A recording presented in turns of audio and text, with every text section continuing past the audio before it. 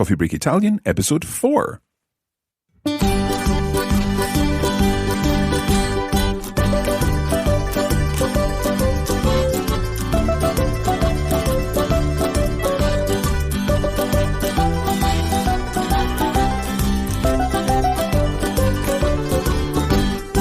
Buongiorno a tutti e benvenuti a Coffee Break Italian. Io sono Mark. Ciao, io sono Francesca. And I'm Katie. How are we all today? Come stai, Francesca? Benissimo. E tu, Mark? Sto bene, grazie. E come stai, Katie? Sto molto bene, grazie. Perfetto. Well, thank you to all our listeners for your comments and reviews so far. It's great to know that Coffee Break Italian is already reaching a worldwide audience of Italian learners. Do keep your comments coming. We'd love to hear how you're enjoying the course. And coming up at the end, we will be telling you how you can access a sample lesson of our premium materials. So stay tuned. So, Mark, what's coming up in today's lesson? Well, in today's lesson, we're going to be taking what we've learned so far a little further. We can say, I'm from, but today we're going to be learning how to say I live in and also add in some other useful phrases. Allora, siete pronti? Are you ready? To say yes, you say sì. Allora, siete pronti? Sì! Cominciamo! So, Mark, just before we begin properly, so far we've learned sto bene, sto male, but how do you say I'm not well using that negative? Well, it's actually very straightforward in Italian. All you need to do is put a non before the verb. So in that case, the verb is sto. So to say I am well, sto bene. To make it I am not well, or I'm not feeling that great, we would say non sto bene. Non sto bene. So is that similar to non c'è male? It is, exactly. It's that same non. Non is the negative form in Italian when it comes before a verb. Non sto bene, non sto benissimo. Non sto male, I'm not that bad. Or non c'è male, there isn't badness generally. Okay? So non is what we use for negatives. Okay, so if that's the case, can I use that with other phrases we've learned as well? So, for example, I'm thinking about sono scozzese, non sono italiana. That's exactly right, Katie.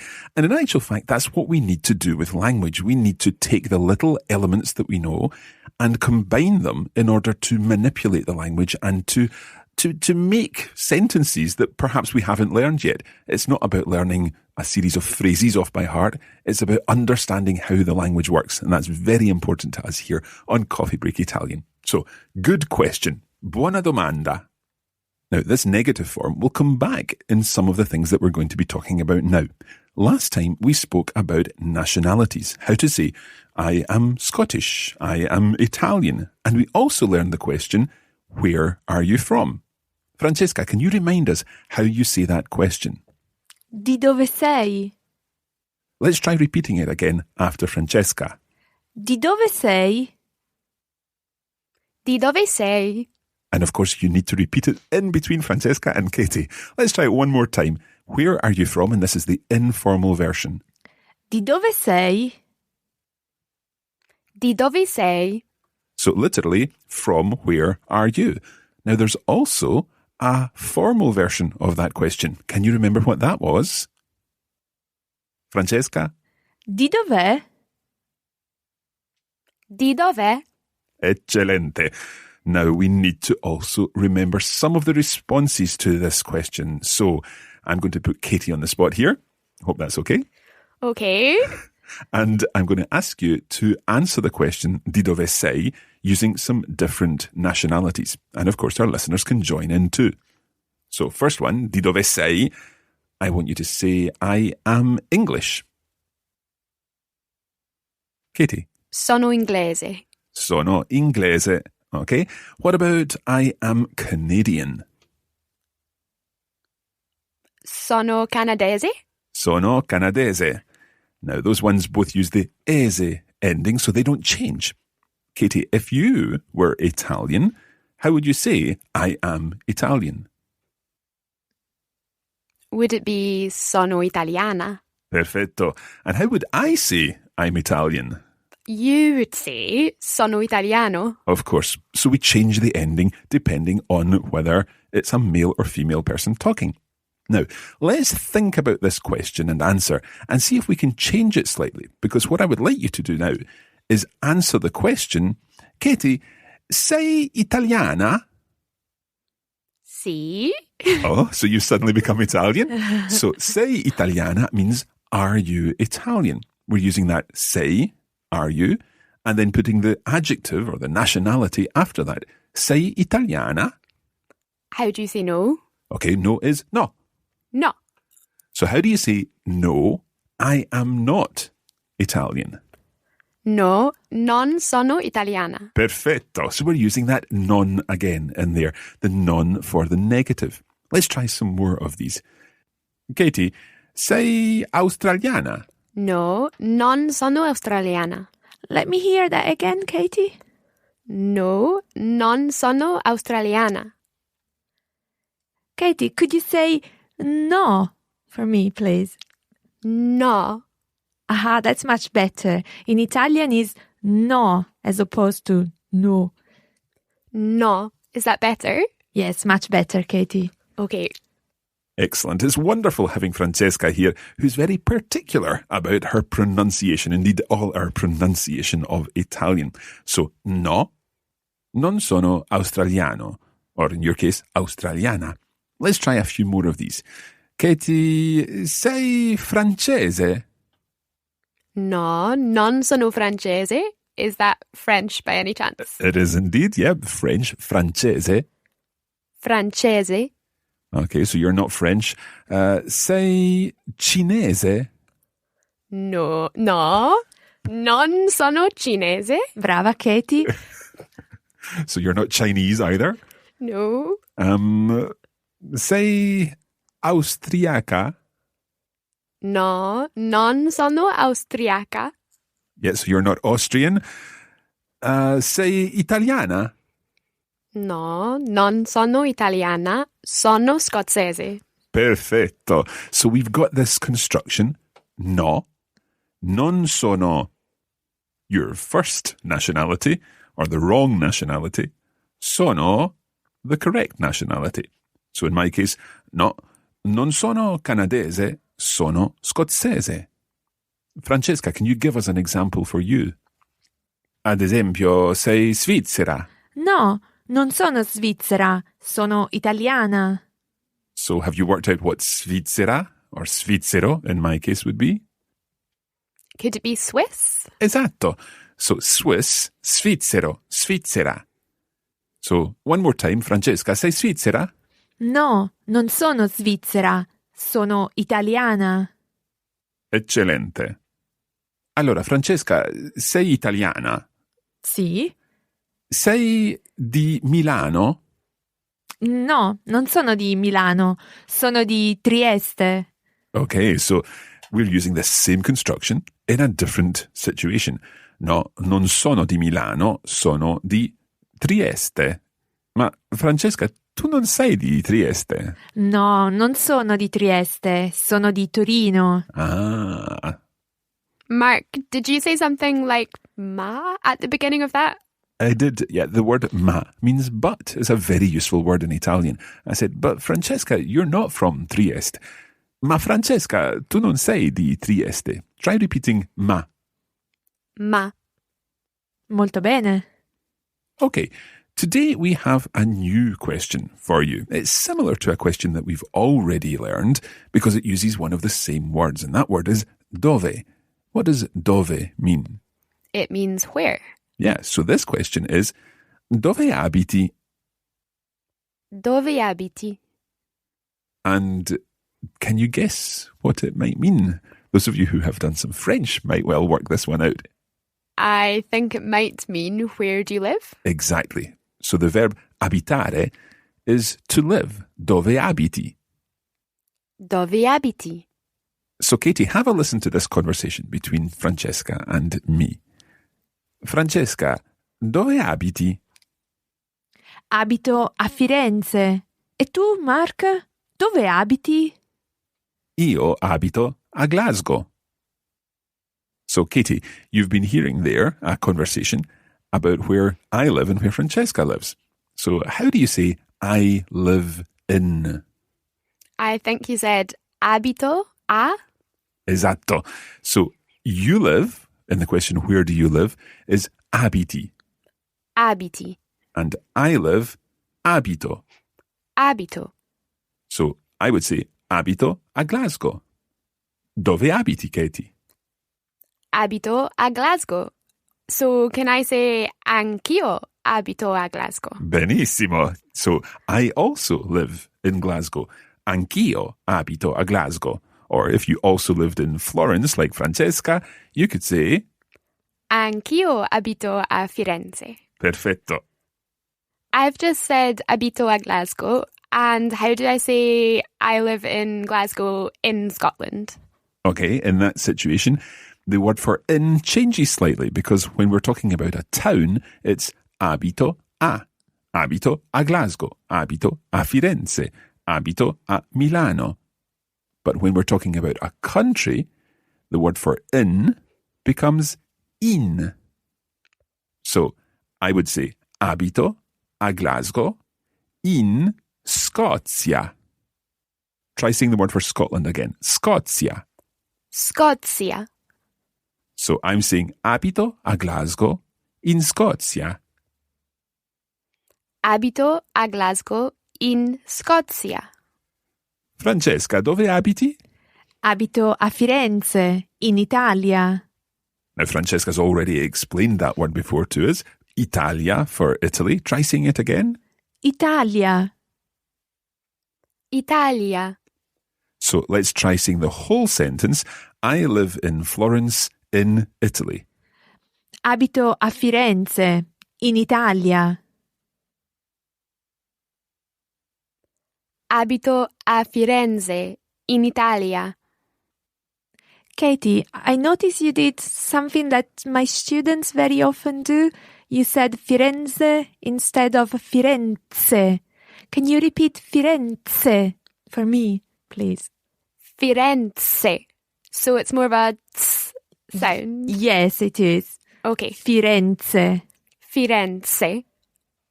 Okay, let's learn some more countries, because I'm sure that everyone listening doesn't live necessarily in Scotland or Italy. So, Francesca, can you say the countries in Italian as I say them in English, and then we'll get everyone repeating, including Katie. So first of all, let's learn England. Inghilterra. Inghilterra. And what about Ireland? Irlanda. Irlanda. Canada? Canada. È facile. Sì. Canada. Okay. What about Australia? Australia. Australia. And one final one, the United States, the USA. Stati Uniti. Stati Uniti. Now, we left that one to the last because there's something that we have to explain about Stati Uniti. We actually have this same situation in English. If you think about it, we say, I live in Italy, I live in Scotland, I live in Australia, I live in Canada, but I live in the United States. Now, this situation is a little different in Italian because you don't say abito in Stati Uniti. That would be wrong. What you have to say is this. Abito negli Stati Uniti. So we must apologise to other American listeners who have to learn this new, slightly more complicated phrase. Let's hear it again. Abito negli Stati Uniti. It's spelled Negli. So that GL is the same GL that you hear in the word tagliatelle. So it's a very common sound in Italian, but in this word, it's pronounced negli. Negli. It's like writing Nelyi, if you like. Let's try saying the whole sentence again. I live in the United States. Abito negli Stati Uniti. Abito negli Stati Uniti. Perfetto. Dove abiti is the informal version. Mm-hmm. So is there a formal version of that question as well? Yes, the formal version would be dove abita. Dove abita? And of course, the answer would be the same because you're saying I live, not you live. You only need to think about the formality if you're talking about you. So, abito, I live. Abiti, you live, informal. Abita, you live in the formal version. Now, before we finish the lesson today, I'd like to take this a little further, and I'd like to think about the idea that you are from somewhere, but you live somewhere else. And this is a very common situation. For example, I could say, I am from Glasgow, but I live in London. Sono di Glasgow, ma abito a Londra. Now, you remember the word ma that we used earlier, but. So, I am from Glasgow, but I live in London. Sono di Glasgow, ma abito a Londra. Francesca, what would you say? I would say, sono di Torino, ma abito a Glasgow. So, Francesca's from Turin, but she lives in Glasgow. Okay, Katie, let's imagine you are originally from Reykjavik, but you live in Dublin. Okay. Sono di Reykjavik, ma abito a Dublino. Okay, let's add one more word in here, and that word is a lovely word. It's adesso. Adesso. It means now. So we can say, I am from Oslo, but now I live in Rome. Try saying that, Katie. Sono di Oslo, ma adesso abito a Roma. Perfetto. So, ma adesso, but now. Sono di Washington, ma adesso abito a Dallas. And remember, we can also add in the countries. So, putting together everything that we know, I could say, sono americano, sono di Chicago, ma adesso abito a Firenze in Italia. So, what would that mean, Katie? I think that would mean I'm American, I come from Chicago, but now I live in Florence, in Italy. In Italy, in Italia. Okay. Let's try one more here. I'm going to make it tricky for you. We'll give you a new town here, a new city, and that city is Paris. Paris in Italian is? Parigi.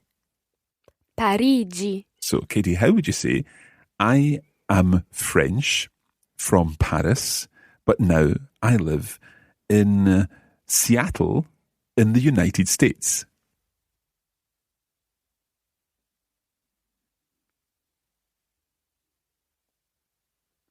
Sono francese di Parigi, ma adesso abito a Seattle negli Stati Uniti. Molto bene. Benissimo. È tutto per oggi. It's all for today.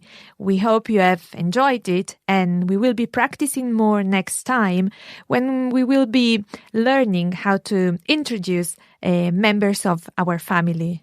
Fantastic. Now, this audio lesson is just one element of the Coffee Break Italian course. We also offer video lessons, lesson notes, and bonus audio materials to help you make faster progress.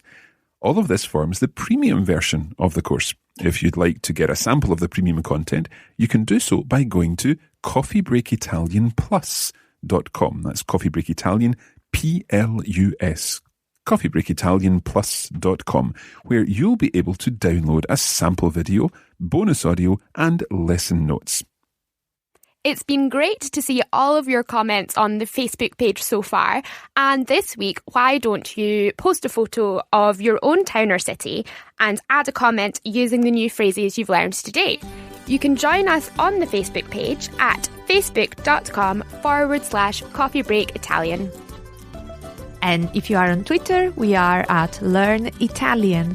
Ok, è tutto per oggi. Grazie mille e arrivederci. Ciao! Arrivederci!